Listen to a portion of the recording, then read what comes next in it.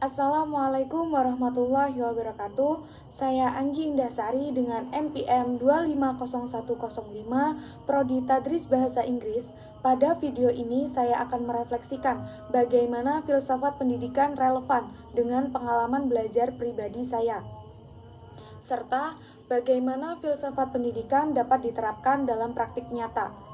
Dalam pengalaman belajar saya menyadari bahwa selama ini proses belajar yang sering berfokus pada penyampaian materi dan pencapaian nilai.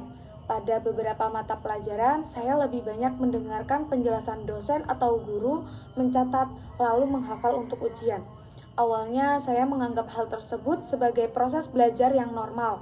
Namun, setelah saya mempelajari filsafat pendidikan, saya mulai memahami bahwa belajar seharusnya tidak hanya bersifat pasif.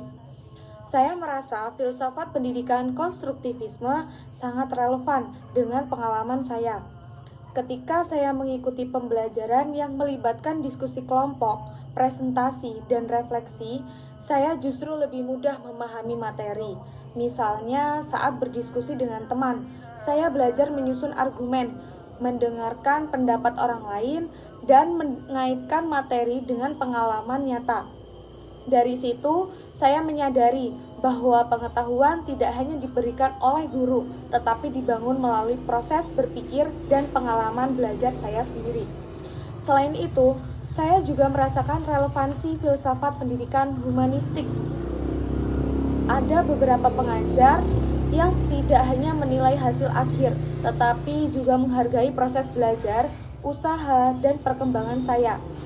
Ketika pendapat saya dihargai, meskipun belum sepenuhnya benar, saya merasa lebih percaya diri dan termotivasi untuk belajar. Pengalaman ini membuat saya memahami bahwa pendidikan bukan hanya tentang kecerdasan akademik, tetapi juga tentang pembentukan sikap, kepercayaan diri, dan karakter. Selanjutnya, penerapan filsafat pendidikan dalam praktik nyata dapat saya lihat dalam proses pembelajaran sehari-hari. Misalnya dengan menerapkan pembelajaran konstekstual, dosen mengaitkan materi dengan kehidupan nyata atau pengalaman sosial di sekitar kami. Hal ini membuat pembelajaran terasa lebih bermakna dan tidak sekedar teori. Saya menjadi lebih aktif bertanya dan berpikir kritis, bukan hanya menerima informasi. Dalam praktik bimbingan, filsafat pendidikan juga sangat penting. Saya pernah mengalami masa sulit dalam belajar, seperti merasa kurang percaya diri atau bingung menentukan arah akademik. Ketika pembimbing atau dosen memberikan arahan dengan cara mendengarkan dan memahami kondisi saya lebih merasa terbantu.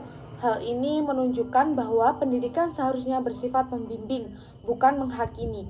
Dalam kehidupan sehari-hari, filsafat pendidikan saya terapkan dalam bersikap terbuka terhadap proses belajar sepanjang hayat.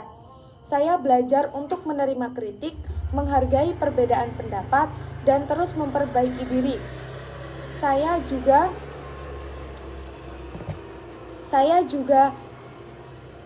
memahami bahwa setiap orang memiliki cara belajar yang berbeda, sehingga saya belajar untuk lebih menghargai teman-teman saya dalam proses belajar bersama.